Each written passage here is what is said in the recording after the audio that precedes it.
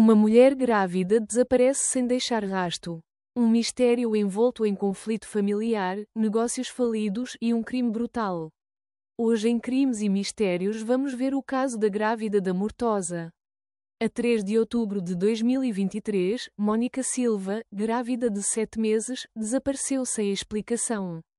O que começou como um simples caso de desaparecimento rapidamente se transformou num dos crimes mais misteriosos de Portugal. Entre suspeitas que envolvem o alegado pai da criança e a sua própria irmã gêmea, o caso da grávida da Mortosa levanta uma pergunta que ainda não tem resposta: onde está Mónica Silva? E o que realmente aconteceu? Mónica Alexandra de Oliveira e Silva nasceu e viveu na Mortosa, distrito de Aveiro. Aos 33 anos, era mãe de 2 filhos, 11 e 14 anos, criados sozinha após a separação do pai das crianças.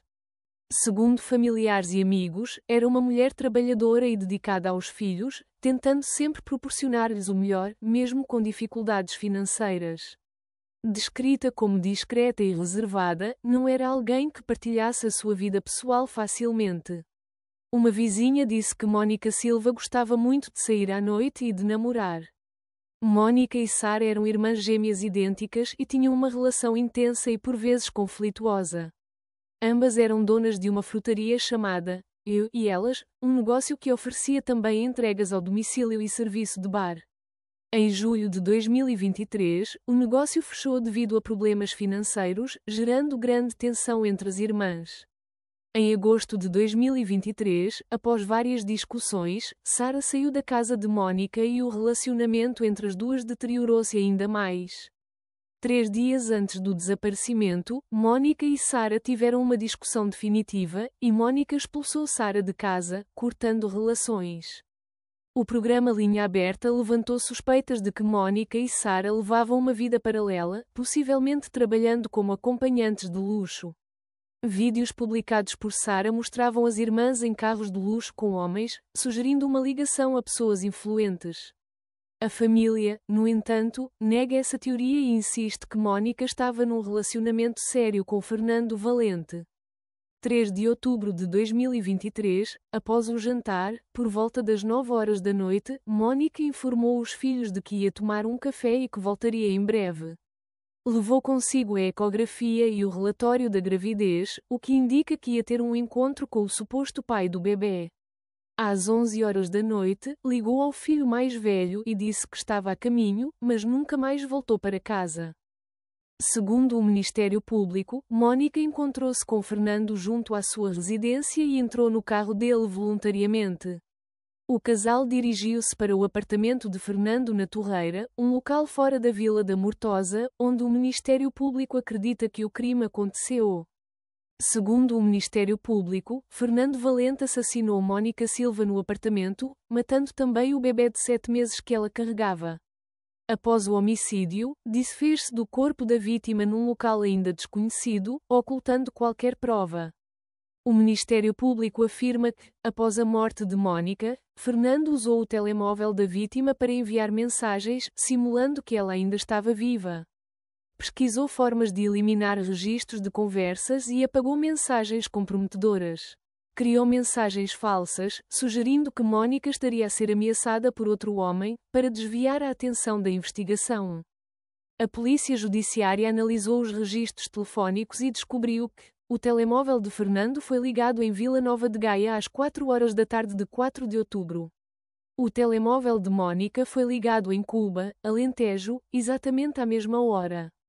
Este detalhe levanta dúvidas: estaria alguém a movimentar os telemóveis para criar uma falsa pista? Durante as buscas, foram encontrados vestígios de sangue no tapete do carro de Fernando. Contudo, os testes laboratoriais concluíram que o sangue não era humano, enfraquecendo a tese de homicídio. Após o desaparecimento de Mónica, Fernando fez uma limpeza profunda no seu apartamento. Testemunhas afirmam que ele usou produtos químicos fortes, possivelmente para eliminar vestígios biológicos. O facto de Mónica ter expulsado a irmã 3 dias antes do seu desaparecimento fez de Sara também uma suspeita. As irmãs gêmeas tinham acabado de fechar o negócio juntas e cortado relações. A tentativa de Sarah de sair do país pouco após o desaparecimento aumentou as suspeitas sobre o seu envolvimento.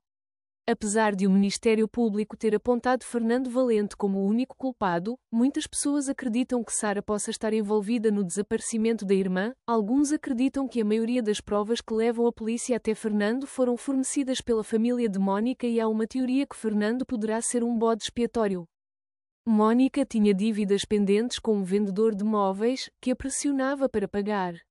Um empresário de Anadia, casado e com filhos, foi apontado como outro possível amante. Se Mónica estava envolvida com mais do que um homem, quem teria o maior motivo para querer vê-la desaparecer? E o Fernando será mesmo o pai da criança que a Mónica esperava? O Ministério Público formalmente acusou Fernando Valente pelos seguintes crimes: homicídio qualificado, aborto agravado, profanação de cadáver, acesso ilegítimo, por aceder ao telemóvel de Mónica e apagar conversas, aquisição de moeda falsa, detetada nas buscas ao seu apartamento. Fernando foi detido em novembro de 2023, mas mais tarde foi colocado em prisão domiciliária. Segundo o Ministério Público, Fernando limpou minuciosamente o apartamento e o carro nos dias seguintes ao desaparecimento. Várias buscas foram realizadas, incluindo em poços, florestas e rios, mas o corpo de Mónica nunca foi encontrado. Uma das primeiras suspeitas da Polícia Judiciária recaiu sobre terrenos pertencentes à família de Fernando Valente, em particular uma propriedade situada em Cuba, Alentejo, onde ele tinha ligação. No entanto, mesmo após buscas intensivas, não foram encontrados vestígios do corpo. A Polícia Judiciária e bombeiros fizeram buscas em vários poços e terrenos baldios na região da Mortosa, especialmente nos arredores da casa de Fernando. Um poço na Torreira foi investigado depois de um alerta anónimo, mas as buscas não revelaram nada conclusivo. A Ria de Aveiro foi um dos locais mais explorados pela investigação, uma vez que Fernando morava próximo e poderia ter usado a área para se desfazer do corpo. Mergulhadores da Marinha Portuguesa fizeram buscas subaquáticas em zonas consideradas possíveis pontos de ocultação. Apesar disso, não foi encontrado qualquer indício do corpo. Esta teoria foi sugerida devido ao testemunho de um primo de Mónica, que afirmou ter visto Fernando queimar ecografias e documentos ligados à gravidez. Alguns acreditam que, caso Fernando tenha utilizado produtos químicos ou métodos de incineração, os restos mortais poderiam ter sido destruídos, dificultando a localização do corpo. Outra hipótese é que o corpo de Mónica tenha sido desmembrado e transportado para vários locais diferentes, dificultando a sua descoberta. Há registros de deslocações de Fernando Valente nos dias seguintes ao desaparecimento, mas sem provas concretas de que esteve a transportar restos mortais. Existem suspeitas de que Fernando não agiu sozinho e que alguém o ajudou a esconder o corpo.